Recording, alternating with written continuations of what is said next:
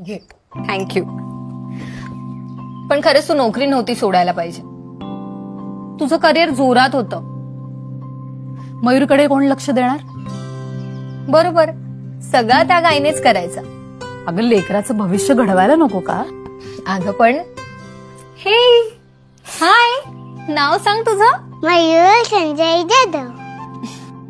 इथून पुढे ना मयूर निशा संजय जाधव म्हणायचं. ओके? हे काय शिकवतेस त्याला? हे मी नाही, राज्य सरकारने आणलेलं महिला धोरण आहे.